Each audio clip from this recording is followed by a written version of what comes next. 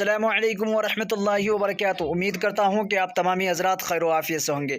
नाज़रीन मोहतरम, आज के इस वीडियो का टॉपिक है, आज के इस वीडियो का मकसद है कि हज़रत आयशा सिद्दीक़ा पर जब तोहमत लग रही थी तो क्या हमारे नबी सल्लल्लाहु अलैहि वसल्लम को इसके बारे में मालूम नहीं था?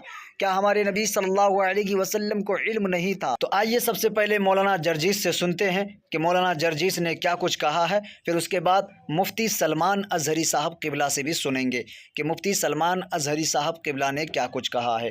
नाज़रीन, वीडियो दिखाने से पहले गुजारिश है कि वीडियो को मुकम्मल देखें, फिर आपको सही तरीके से समझ में आएगा। और नाज़रीन, आपको कमेंट करके बताना है कौन सही है और कौन। जहां तक इल्म गैब का ताल्लुक है मेरे भाइयों, आप भी वही मानते हो जो हम मानते हैं। अल्लाह की कसम, अल्लाह के रसूल सल्लल्लाहु अलैहि वसल्लम के बारे में तुम सिर्फ कहते हो इतना कि अल्लाह के रसूल को इल्म गैब था। मा काना व मा यकून का इल्म था। दुनिया जब से बनी है तब से लेकर कयामत तक शजर हजर, समंदर में कितनी मछलियां हैं, दरख्तों में कितने पत्ते, सबका इल्म था। ये तुम अकीदा रखते हो, लेकिन जब सवाल किया जाता है कि ये बताओ, जब हजरत आयशा सिद्दीका पर तोहमत लग रही थी और अब्दुल्ला इब्ने उबय इब्ने सलूल ने वो मजाक उड़ाया तो अल्लाह के नबी जनाब मोहम्मद रसूलुल्लाह इतने परेशान रहे। आप कह सकते थे, आए अब्दुल्ला इब्ने उबय, तुम झूठ बोल रहे हो, हमारी बीवी आयशा पाक दामन है, पाक दामन, क्योंकि मुझे इल्म है, मैं इल्म गैब रखता हूं, मुझे मालूम है। इतना बड़ा इल्जाम लग रहा है। नबी की बीवी हम आयशा को पता चला तो घर से अल्लाह के रसूल से इजाजत लेकर अपने घर चली गई। कुछ दिनों के बाद जब अल्लाह के रसूल अपनी बीवी के पास गए और हजरत आयशा से पूछा, आयशा गलतियां इंसान से ही होती हैं, तुम्हारे बारे में जो अफवाहें उड़ रही हैं, मुझे सिर्फ इतना बता दो कि तुम उसमें मुलव्वस हो या नहीं। एक नबी अपनी बीवी से पूछ रहा है और तुम कहते हो आलिमुल गैब। आलिमुल गैब, जरा मुझे बताओ ये कौन सा इल्म गैब था? नबी अपनी बीवी के तराने पर और सराहने पर बैठे हुए हैं और पूछ रहे हैं, बीवी तुम्हारे बारे में ऐसे इल्जाम, मुझे बताओ। हजरत आयशा एक ही जवाब देती है, अरे अल्लाह के रसूल, अगर मैं आपसे ये कह दूं कि हाँ मैंने ये काम किया है और मेरा अल्लाह जानता है कि मैं इससे बिल्कुल पाक दामन हूं, तो अभी आप फौरन मेरी बात मान लेंगे, क्योंकि ये बात ही ऐसी है और लोगों ने इतनी उड़ा दी है, इतनी उड़ा दी है कि उसके बारे में आपका दिल जम गया है। अभी मैं कह दूं हाँ मुझसे ये काम हुआ है तो अभी आप मान लेंगे, और अगर मैं ये कह दूं कि मैंने नहीं किया और मेरा अल्लाह जानता है कि मैंने नहीं किया, तब भी आपको भी इतनी जल्दी यकीन आने वाला नहीं, क्योंकि लोगों ने इसके खिलाफ बहुत सी बातें आपके दिल में बिठा दी है। मेरे मामले में मैं अल्लाह की सुपुर्द करती हूँ, बस मेरा मामला बहुत जल्दी अल्लाह पर मुनकशिफ कर देगा, अल्लाह ही आपको बाखबर कर देगा। हजरत आयशा फरमाती है, मुझे ये उम्मीद नहीं थी, इतना तो मैं जानती थी कि अल्लाह ताला जरूर मेरे नबी को ख्वाब में दिखला देगा कि मैं पाक दामन हूँ, लेकिन मुझे ये उम्मीद नहीं थी कि मेरे बारे में कुरान की आयतें नाजिल होंगी। अल्लाह मेरी बारात और पाक दामनी के लिए जिब्राइल को भेजकर 18 आयतें नाजिल फरमाएगा। अल्लाह के रसूल वहीं बैठे हुए, पेशानी पे पसीना आने लगा।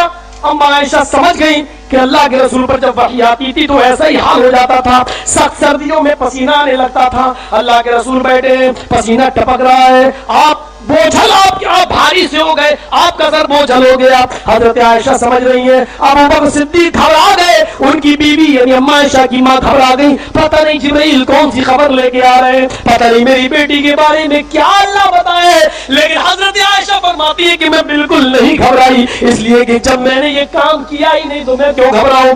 थोड़ी देर के बाद जब 18 आयतें नबी के ऊपर नाजिल हो चुकी तो अल्लाह के रसूल मुस्कुराते हुए उठे, कहने लगे, आयशा खुश हो जाओ, अल्लाह ताला ने तुम्हारी पाक दामनी का ऐलान कर दिया, मुझे बाखबर कर दिया, ये आयतें तुम्हारे बारे में नाजिल हुई। हजरत आयशा की मां कहने लगी, है आयशा उठो, जल्दी उठो और अल्लाह के रसूल का शुक्रिया अदा करो।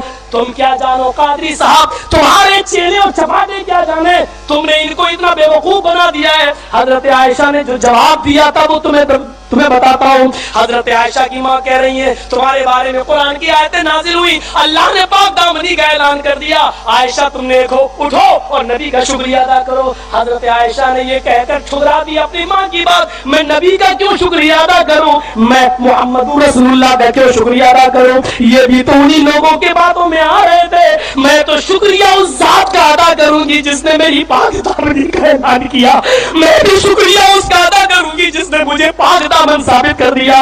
बीवी रसूलुल्लाह के शुक्रिया को रिजेक्ट कर रही है اور اللہ کا شکریہ ادا کر رہی ہے، تم غور سے پڑھو تمہیں سب وہابی نظر آئیں گے۔ سورہ نور میں اللہ تعالیٰ نے جو احکام فرمائے، دیکھیں چند احکام میں بتا دیتا ہوں۔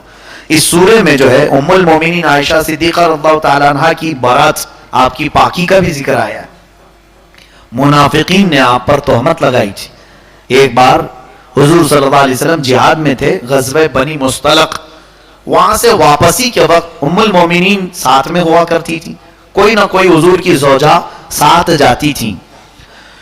تو واپسی کے وقت جب ام المومنین کی عمر بہت چھوٹی تھی، حضرت عائشہ صدیقہ رضی اللہ تعالیٰ عنہ کی عمر تقریباً 13-14 سال کے آس پاس تھی۔ واپسی کے وقت، جہاد سے واپسی کے وقت راستے میں ایک جگہ قافلہ رکا، تو اونٹ کے اوپر ایک کجاوا یعنی ایک خیمہ لگایا جاتا تھا ازواج مطہرات کے لیے، ام المومنین کے پردے کا انتظام ہوتا تھا۔ وہ کیسا ہوتا تھا؟ ایک چھوٹا سا حجرہ، ایک جھوپڑی ٹائپ، اسے اٹھا کر کے رکھتے تھے، باندھتے تھے اونٹ کے اوپر، اور پھر جہاں اونٹ بیٹھ جائے وہ اٹھا کر کے پھر زمین پر رکھا جاتا تھا۔ تو کجاوا اٹھا کر کے زمین پر رکھا گیا۔ رات کو جو ہے وہاں قیام ہوا تھوڑی دیر کے لیے۔ ام المومنین اپنی حاجت کے لیے اتری، ان کا سونے کا ہار جو ہے کہیں گر گیا تھا، تو وہ ڈھونڈنے کے لیے نکلی، تو اتفاق سے جو ہے اچانک واپسی کا اعلان ہو گیا کہ چلو۔ تو صحابہ جو اٹھاتے تھے کجاوا، وہ خیمہ، وہ جھانک کر کے دیکھتے نہیں تھے کہ اندر ہے یا نہیں۔ کجاوا اٹھایا گیا، اونٹ پر رکھ دیا گیا، ان کے دل میں یہ تھا ام المومنین اندر ہیں، بیٹھی ہیں۔ جبکہ ام المومنین عائشہ صدیقہ رضی اللہ تعالیٰ عنہ وہ اپنے گلے کا ہار کچھ ڈھونڈنے کے لیے باہر نکلی ہوئی تھی۔ قافلہ چل پڑا، چلا گیا قافلہ۔ حضرت عائشہ واپس آ کر کے دیکھی، کچھ بھی نہیں، نشان بھی نہیں، سب جا چکے۔ تنہائی رات کی، کوئی وہاں پر راستے میں نہیں ہے، تو ایک جگہ اونٹ میں بیٹھی، نیند لگ گئی، آپ سو گئی وہیں پہ۔ اس وقت ہوتا یہ تھا کہ قافلے جب چلتے تھے تو کسی ایک صحابی کو پیچھے چھوڑ دیا جاتا تھا، وہ پیچھے سے چلتے ہوئے آتے تھے، قافلے کا کچھ بھی گرا ہوا سامان ہو تو وہ اٹھا کر کے لے آتے تھے۔ تو وہ پیچھے سے چلنے والے صحابی، قافلے سے ان کا ڈسٹینس ہوتا تھا تھوڑا سا۔ حضرت صفوان رضی اللہ تعالیٰ وہ پیچھے سے آ رہے تھے۔ صبح صبح کا وقت تھا، انہوں نے دیکھا کہ یہاں کوئی خاتون سوئی ہوئی، قریب جا کر کے دیکھا تو کہنے لگے اللہ اکبر، یہ تو ام المومنین ہے۔ حضرت عائشہ صدیقہ رضی اللہ تعالیٰ عنہ کے قریب پہنچے تو بیدار ہو گئی، پردہ کیا، پوچھا کہ ماں یہاں کیسے؟ کہنے لگی میں فلاں چیز ڈھونڈنے کے لیے نکلی تھی، قافلہ چل پڑا، میں رات کے اندھیرے میں اکیلی کیسے چلتی؟ حضرت صفوان رضی اللہ تعالیٰ عنہ اپنے ساتھ سفر میں ان کو لے کر چلے۔ مدینہ پہنچنے تک قافلے والوں کو پتہ ہی نہیں تھا کہ ام المومنین ہے نہیں کجاوے میں۔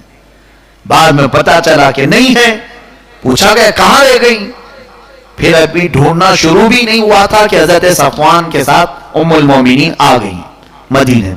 بس اتنی بات تھی کہ منافقین جو تھے، جن کے دلوں میں کڑن تھی، جلن تھی، حضور سے بغض و عداوت رکھتے، بات پھیلا دی، ارے نبی کی بیوی غیر کے ساتھ چلی گئی، محمد صلی اللہ علیہ وسلم کی بیوی صفوان کے ساتھ رات گزار کر گئی ہے، معاذ اللہ رب العالمین۔ بڑی بڑی باتیں ہیں۔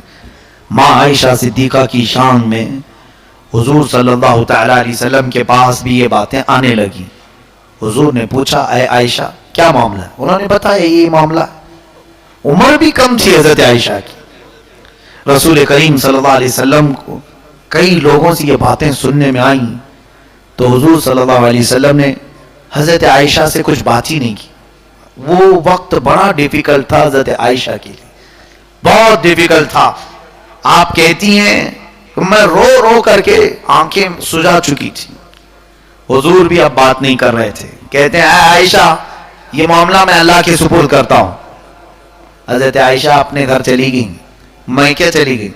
ان کے باپ ابو بکر صدیق بھی بات نہیں کر رہے ہیں رضی اللہ عنہ، کچھ نہیں کہنے۔ حضرت عائشہ کہتی ہیں دن روتی تھی، رات روتی تھی، اے اللہ میرا معاملہ سب کے سامنے صاف فرما دے، کیونکہ لوگوں نے الزام لگایا، تہمت لگائی عزت کی بات سے۔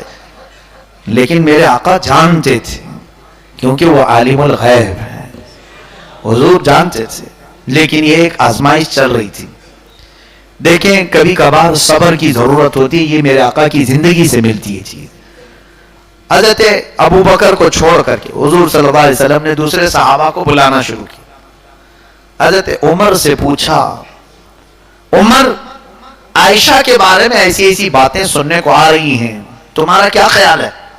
آگے بڑھتے ہیں، کہتے ہیں یا رسول اللہ صلی اللہ علیہ وسلم، اللہ تبارک و تعالیٰ نے قرآن میں آپ کے گھر والوں کے بارے میں یوں فرمایا، ہر طرح کی برائی کو آپ کے گھر سے دور کیا ہے۔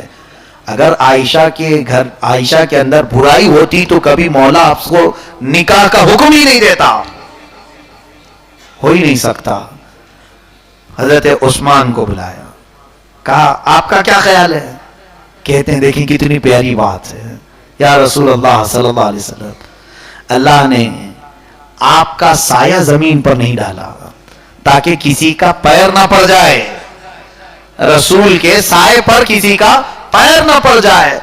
کیا وہ مولا آپ کو ایسی بیوی دے گا جس کے اندر غلاظت ہو ہی نہیں سکتا یا رسول اللہ۔